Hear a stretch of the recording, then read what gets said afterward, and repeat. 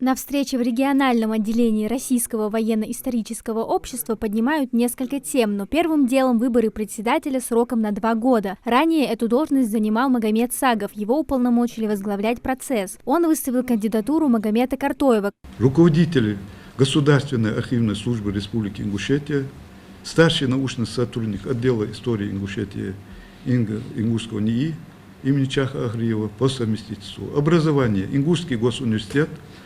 В 2002 году историк, преподаватель истории. Историко-архивный институт Российского государственного гуманитарного университета.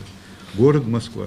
В голосовании участвуют 14 человек. Это общественные деятели, сотрудники музеев, ученые. Все они единогласно поддержали кандидатуру Магомеда Картоева. Уверены, что он с этой работой справится на отлично. На повестке дня и другой вопрос. Необходимо утвердить Совет регионального отделения военно-исторического общества. Это и стало первой задачей нового председателя. С каждым из присутствующих он уже знаком, поэтому выбрать кандидатов было несложно. Избрать Сагова Магомеда Закреевича в Совет, поскольку человек уже работал председателем, имеет опыт работы, я думаю, этот опыт нам будет очень полезен, тем более директор нашего Республиканского краеведческого музея, то есть непосредственно учреждение, которое этой работой занимается в силу своей профессиональной деятельности и многие годы.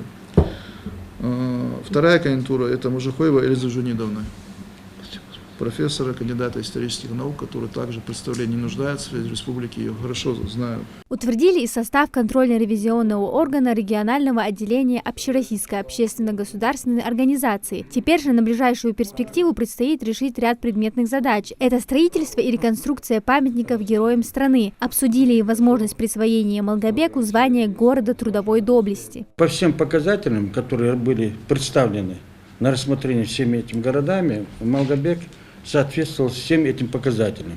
Первый показатель, там стоит вопрос, что обязательно этот город должен иметь награду, государственную награду, полученную в период 1941 по 1945 год. Малгобек в 1942 году, 6 февраля, второй промысел был удостоен, вы все знаете, ордена Ленина.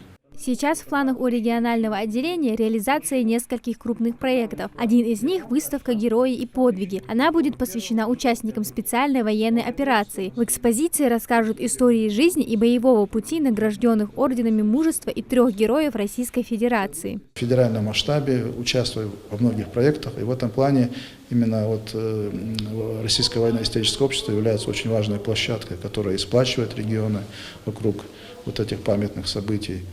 И есть возможность продвижения нашего региона, чтобы о наших героях узнали и в других регионах, и везде. То есть таким образом будем работать. Общество основано в 2012 году указом президента страны. Его деятельность направлена на изучение и пропаганду военной истории России, а также сохранение объектов военно-исторического культурного наследия. Амина Зязикова, Али Зязиков, Магаз 24.